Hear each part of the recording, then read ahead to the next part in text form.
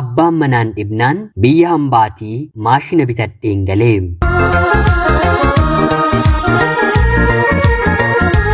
Yeroodhaaf maqaa kiyya himachuun barbaadu kanan dhaladheetti guddadhe Jiituu Magariituu Oromiyaa keessatti. Barnoota koollee kutaa 1 haga jalqabee haga kutaa 8tti maatii koo biratti seeraan baradheera.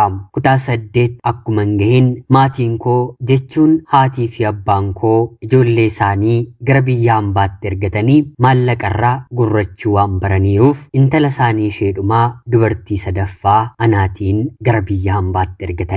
Anis fedhiin kiyya barnootaan dippiloomaa digirii rukutuu otoo hin taane biyya hambaa deemeen yoo tole achumatti yoo tolummoo baate immoo garaasiitti deebi'een gaa'ela dhaabbadheen jireenya mataa koo jiraachuun barbaada. Obboloota koo lamaan anaan dursanii biyya hambaa deeman irraatii haatii fi abbaan koo maallaqa quufaniiru. Quufanii yeroon jedhu quufanii jechuudha. Sooromaniiru.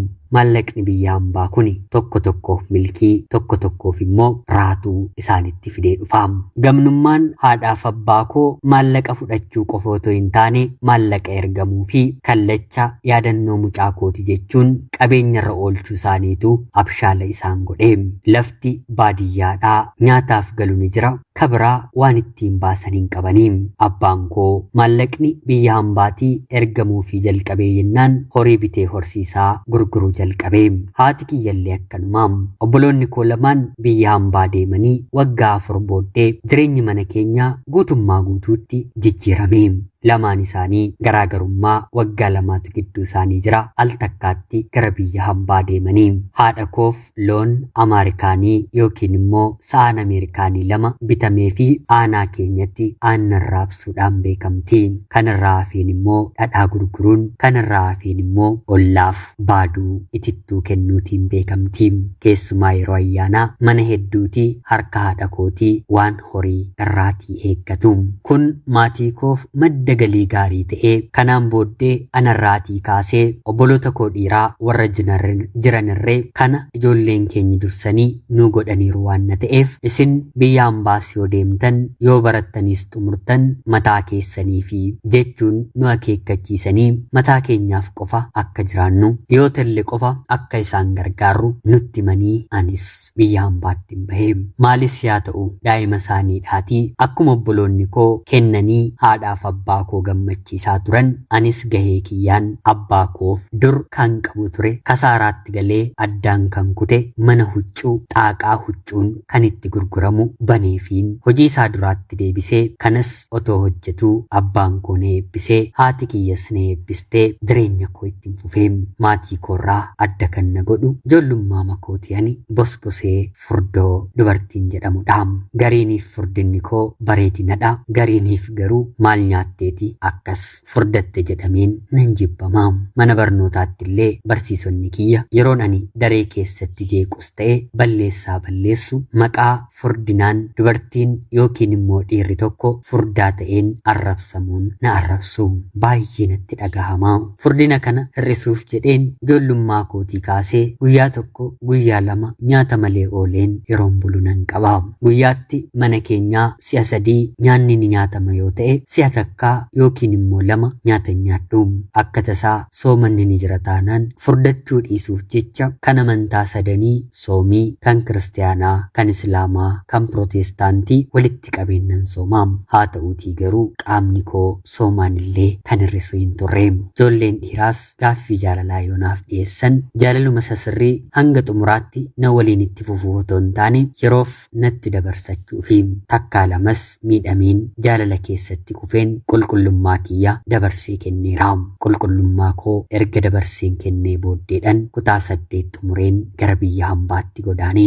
Maarreegaa furdinni kun kanasitti na jalqabe biyya hambaatti immoo tilmaamuu ni dandeessu. Boqonnaan bakka hin jirretti hirribni gahaan bakka hin argamnetti hojii xumuranii gadi taa'uun hudduu ofii lafa geessisuun biyya hin jirretti akkam akkan ta'u qaamni koo dachaa isa biyya hin jiru ta'e. Akkanuma immoo bifti kiyya diimtuudha baay'ee diimachaan dhufeem yoon ol ufu kukkubuu baadhee arabuman fakkaadhaam rifeensa bitamu kana mataarra yeroon kaawwadhu immoo maadaamiima biyya arabaa ta'een taa'aam maarreegaa ergan biyya hambaa baheellee hariiroowwan tokko ijoollee dhiiraa waliin uumuuf nan yaalaam haa ta'uutii garuu suuraa kee naaf ergi jedhanii yeroo dheeraadhaaf fuulaa ol qofa itti argisiiseen booddee dhuguma na jaallatu moo nan jaallatani jedheen isa dhuma adda baafachuuf suuraa kiyya guutuu ijoollee dhiiraaf yeroon ergu anaaniin fudhatanii hammuma manaa geessaa siin akkam godheen baadhaa hidhamteeti akka loonii faagulloo nyaattamoo nyaata keeyyuu hin danda'u fi kanneen kana fakkaatan jechoota ijoollee dhiiraarraatii sababa furdina kootti gara kootti deebi'anidhaam hir'isuuf wanta ani jaalleen qabu haa ta'uutii garuu karaan ittiin furdina hir'isan karaa kamiyyuu anarratti hin hojjetum dadhabeen dhiiseeraam bishaan qofaan guyyaa 3-4 oolee buleeraam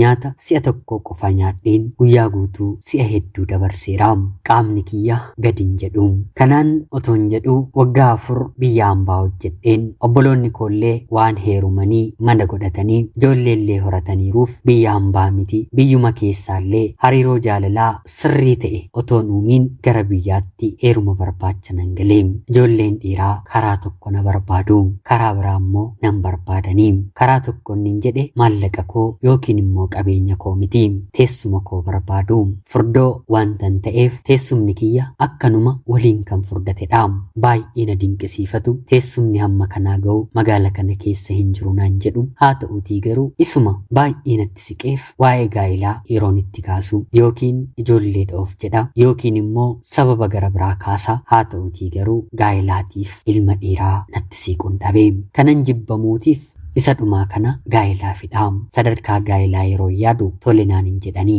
hiriyoonni koo yeroo na biraa heeruman yeroo dahan yeroo jaarsa argatan fi kanneen kana fakkaatanitti baay'ee natti dhagahamaam biyya hambaatii dhufeen waggaa 2 maatii koo bira heeruma barbaacha taa'eem akka koo karri heerumaa kan itti gogeeru hin turreem maallaqallee nan qaban tureem akka isaan na fuudhaniif yookiin immoo yaada gaaffii isaanii gara gaa'ilaatti akka isaan naaf jijjiirrataniif maallaqan qaburree karoora kiyya gara fuulduraallee itti naasa'aam haa ta'uutii garuu kuni anaaf ta'uu dideem dhumarratti heerumnis yeroo na diddu si'a lammaffaaf gara biyya hambaatti imala koo raawwadheem biyya hambaa takkaa geessee kan deebiteetiif dubartii hedduudhaaf bakka dahoo rakkina ishee waraansa isheetiim umrii heerumuuf gahan irratti umrii heeruma barbaadan irratti heerumuu dhabuu caalaa wanti nama dhukkubsu hin jiru kaan carraan ta'ee fi heerumni tokkollee yoo dide gara heeruma biraatti yeroo dabartu isheen akka koof immoo heerumti tokkollee qaalii natti ta'eem kanaan biyya hambaa dhufeen maaliyoon godheen yeroon biyya galu abbaa manaa argachuun qaba jedhee yaadeen bilbila gaarii tokko bitadheen bilbila sanaatiin guyyaa guyyaatiin suuraa of kaaseen jechoota jaalalaan seenaawwan garaagaraan barreesseen toora sooshaal miidiyaa kiyya irratti gabaa jaalalaa laayikii horachuun jalqabeem yeroon suuraa kiyya maxxansu immoo calliseen hin maxxansuum appilikeeshiniidhaan akka inni furdina kiyya hir'isee mul'isu isheen amman jiru toon taani yoon qal'adhe maal akkam fakkaadhu godheen yeroo viidiyoodhaan hin haasa'u immoo filtariiwwan garaagaraa fayyadamuun ijoollee dhiiraa waliin haasa'uu suuraa kiyyas walitti fufee maxxansuun eegaleem kanaan dhugumaa baluun kana fakkaatte moo kan jedhuun karaa toora sooshaal miidiyaa dhugaatti kan na dhiyaatan dhugaatti kan na jaallatan ijoollee tokko argachuun jalqabeem haa ta'uutii garuu eenyummaa koo sirrii yoo argan akka na biran dhaabbanne keessi koo waan beekuuf arraba dhiiraa amanuurra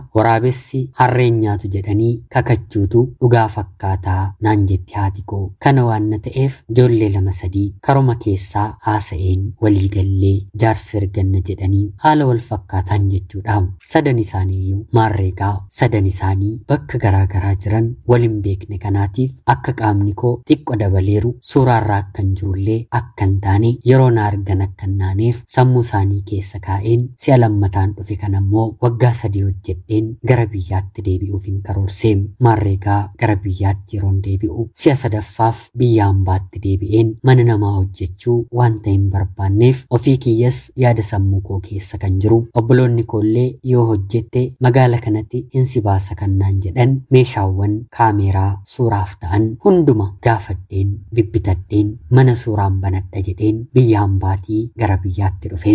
Jalleewwan dhiiraa kana biras beellamaan gara koo dhufanii wal qunnamne. Na amantu sadan isaaniiyyuu anaatiin hin barbaanne. Heerumteeti baateettamoo maalatoo toora sooshaal miidiyaaf lafarratti fardaaf lafadhaa edaa suurri haga kanaayyuu ediit gochuu ni danda'aayii fi kanneen kana fakkaatan naan jechuun anarraatii adda bahanii. Anis heerumumatu anaaf hin taane jedheen abdii kutadheen meeshaawwan biyya hambaatiin fidadhee dhufeen mana suuraa bareedaa magaala keenyatti banadheen obboloota koollee akkanaaf hojjetanii taasisuun maallaqa qabaa maamila harkisaa hojjechuun itti fufee. Kana keessatti gaa ani dubartii waan nan ta'eef bakka hundumaatti dafee argamuu hin danda'u. Gadi taa'een maallaquma koon funaannadha. Mana suuraa kanas toora sooshaal miidiyaa irratti beeksisuun dirqama waan na ta'eef dura suuraa ijoollee dubaraa yookiin immoo dhiiraa mana suuraa kootti ka'an toora feesbuukii fi teelegiraamii irratti maxxansuun nan beeksifadha ture. Booddee irratti immoo istuudiyoowwan magaalaa Finfinnee faa jiran dubartii mafurdooyyuu yeroo isaan maxxansan yeroon argu kana dura uffachaa ture harka caalu surreedhaatii mee amma immoo gosa uffata koon jijjiira jedheen uffata dubartii furdoorraatii deeman naannoo Harargee faa naannoo Jimmaa faa jiran aadaawwan naannoo isaanii fideen uffadheen suuraawwan kanneen maxxansu eegalee. Yeroo kanatti dubartiin kaleessa dhiirumayyuu kadhadheen akka na fuudhuuf arraba isaa hataan ture kan na jaallatu kan na barbaadu kan na fuudhuuf fedhu baay'achaa dhufe. Kanarratti immoo furdinni kiyya kuni boca ta'aa dhufe furdinuma bareedu uffata keessaan namatti tolu argachaan dhufe. Ergan waa'ee dhiiraa dhaabee jechuudha.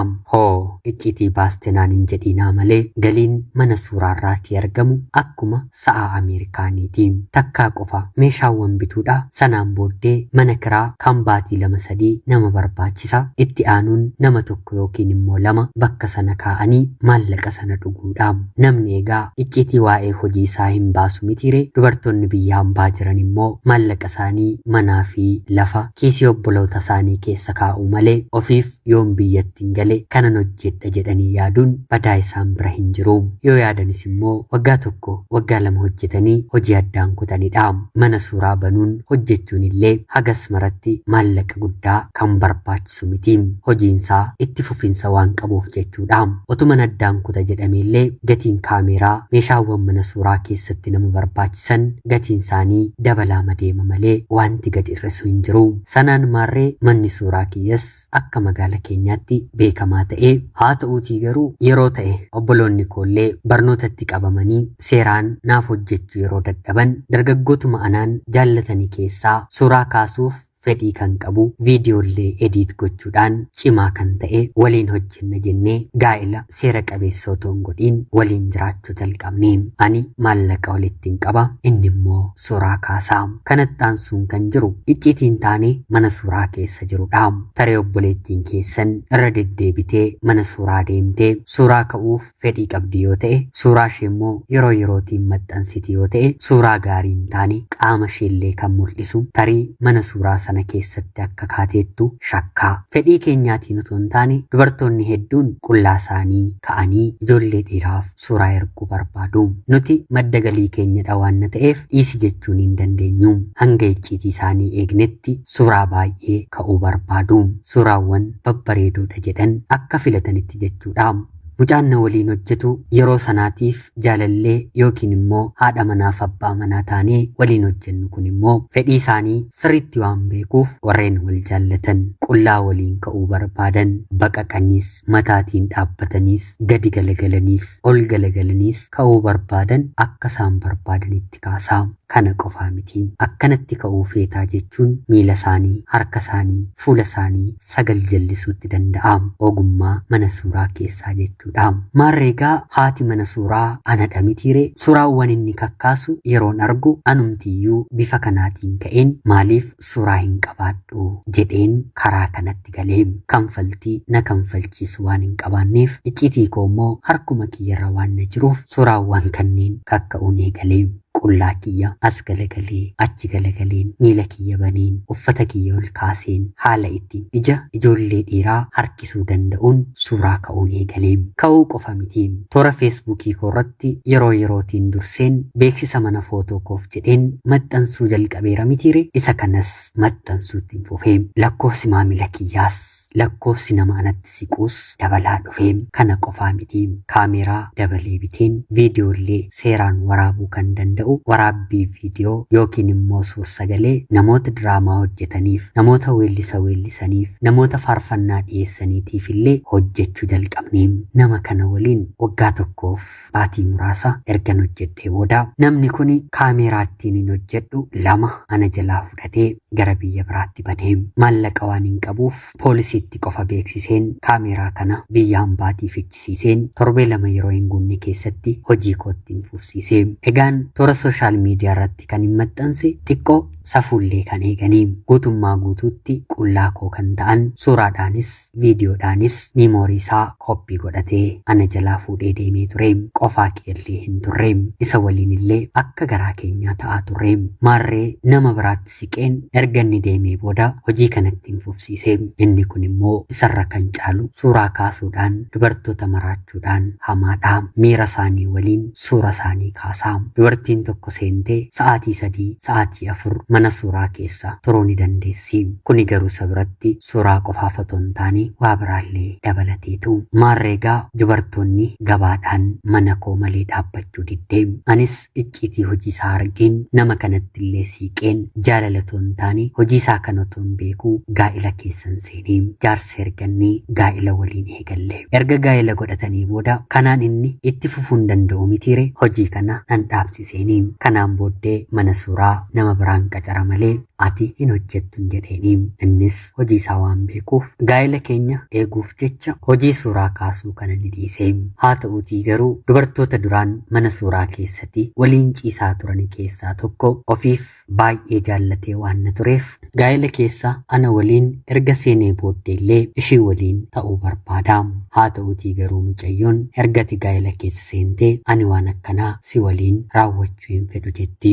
Yeroo kanatti inni yoo ati na waliin raawwachuu didde suuraa kee maatii keef hin qooda jedhaanii. Yeroo kana isheen seerri jira eessattiyyuu na jalaa hin galtu jettee deebistiifi. Guyyaama kana suuraa ishee maqaa biraatiin akkaawuntii banatee obboloota isheef ergaa. Obboloonni ishee erganii obboleettii isaanii reebanii eenyutu si kaaseera mucaan kun eenyu yeroo jedhan abbaa manaa koo ta'uu yeroo isheen isaanitti himtu galgala naannoo toora sa'a 4tti mana nurratti cabsanii seenanii kaameraa jirtu meeshaawwan mana suuraa koo guutummaatti fuudhanii abbaa manaa kiyyas tumanii afaaniif funyaaniin dhiiga baasisanii iyyamee poolisoonni dhufanii hundumti isaanii qabamanii mana hidhaa seenanii meeshaawwan kiyyas guyyaa 2 booda bakka dhokfamanii naaf deebisamanii. Sanaan garuu dhumarratti balleessaan kan abbaa manaa koo ta'uu yeroo beekamu iccitii namaa baasuu yakka jedhuun hidhaan itti murtaa'e. Yeroo kanatti jaalalleen yookiin immoo hiriyaan koo duraa inni immoo nama ta'eetii kan iccitii namaa baasu faayilli ishee guutuun ana harka jira miti jechuun suuraa fi viidiyoo anaaf inni yeroo waliin turre waraabameeru namoota biyya koo fi mucayyoo kanaaf qoodee. Kana qofaa miti fuula kan koo fi kan saa dhoksee toora sooshaal miidiyaa fiilmiiwwan akkanaa irratti gadhiifaman irratti gadhiise. Anis argeen abiddatu natti qabate. Sanummoo viyuu guddaa qaba. Seeraanis barbaadeen bakka inni jiruutii argachuu hin dandeenye. Si'a kanaan abbaan manaan koo mana hidhaatii yeroo ba'u gonkumaa gochaa akkanaatti suuraas ta'e viidiyoo mataa keenyaafis namaafis hin waraabnu jennee gabaan mana suuraa keenyaa walakkaatii olitti hanga cabutti hojii kana dhiisnee gaa'ila keenya kana keessa jirra. Suuraan nuti kaasnu suuraa safuu eeggatu qofaa ta'e. Haa ta'uutii garuu fedhiin dubartootaa keessumaa immoo sa'aatii kanarra jiranii suuraa akka amma nuti kaasnu kana miti. Suuraa yoo xiqqaate qullaa isaanii argisiisu qulqullina kan qabu ijoollee dhiiraaf ka'anii erguu kan fedhan lakkoofsan qabu. Tarii isin waan ta'e hin gooneef yookiin immoo isin hin mudanneef waan hunda akkasiiyyuu hin jiru naan jechuu ni dandeessu. Haa ta'uutii garuu namni tokko fedhiinsaa maallaqa kanfalee hanga dhumaatti waan hin taane fedhee ka'uu waraabamuu barbaada. Wanti isinitti immoo icciitiin keessan har'a ni eegama malee yeroo gaa'ela keessa seentan karaa ittiin bahu beekuu hin dandeessanii. Obboloonni koo gara kanaatti jirtan kanarraati of eegaa. Seenaa koo fi ijoollee mana suuraa koo keessatti mudateerra baradhaan dhaamsa kootii.